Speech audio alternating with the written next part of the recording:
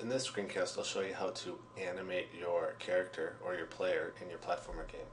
So far in my platformer game, I've been using this Ghostbuster sprite, and when he moves, he just kind of slides left and right. I want him to be animated, or I want him to look like he's walking when we move him. So to do that, I went online and I found a sprite sequence or an animation sequence of him walking, and I did a little bit of photoshopping, and what I did was I cut it out and I dropped the background, and so I have these four images that are frame by frame animation of him walking. If I want to use these in my Greenfoot game, what I need to do is I actually need to move them into the images folder of my scenario. So what I'm going to do is I'm going to drag these into my images folder.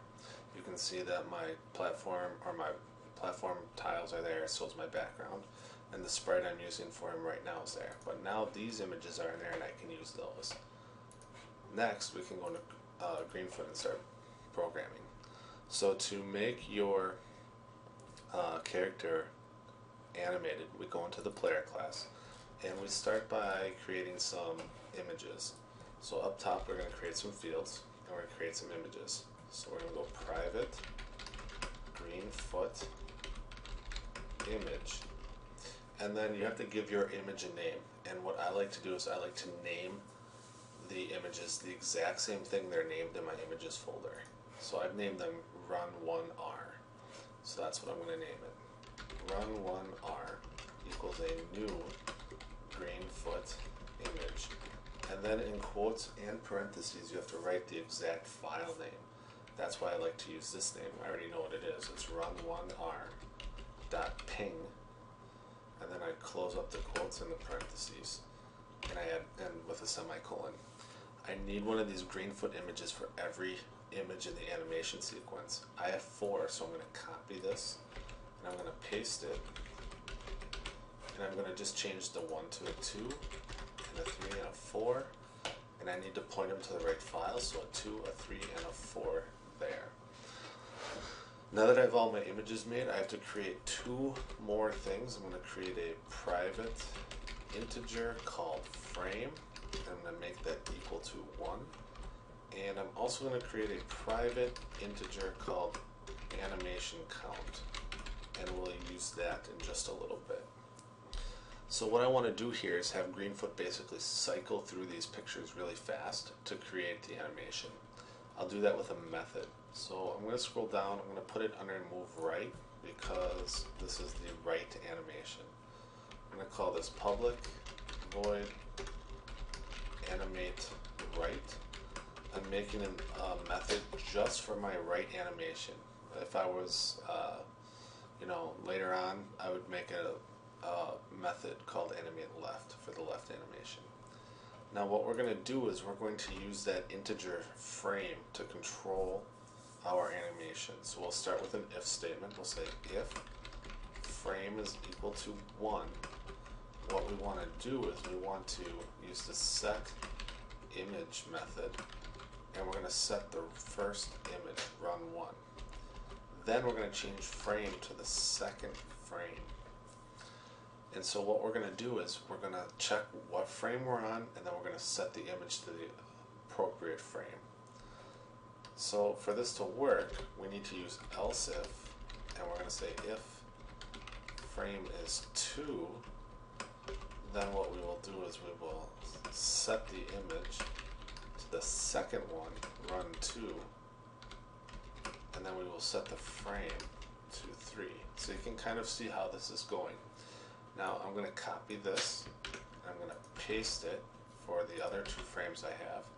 So I'm going to change this one to 3, the run to 3, and the frame to 4. And on the last one I'm going to set the frame, if the frame is 4, I want to see run 4. And then for frame, I have no 5th image, so I need the image to go back to 1. So instead of 5 here, I'm going to change this to 1. So actually go back to the beginning.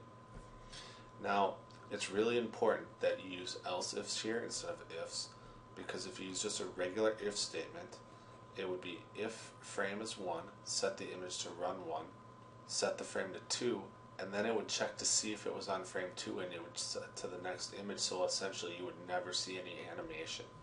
So it's really important to use else ifs here. Now to use this method, I'm going to use it when I press the right button or when I'm moving right. So in my move right method, I'm just going to call animate right here with a semicolon.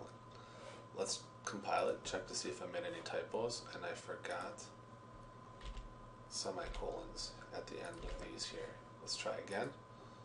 Not bad. Let's see what this looks like. So if I go back to my scenario and compile it, when I press run, when I press right, my Ghostbuster should animate. And he does, but he's going really fast. So the best way to fix that is if we go into our player class. When we first started, we made this animation count. We can use that to slow down the animation. So in the act method, we're going to go animation count plus, which is just really shorthand for add 1 to it. So animation count is going to add 1 to itself every time, all the time.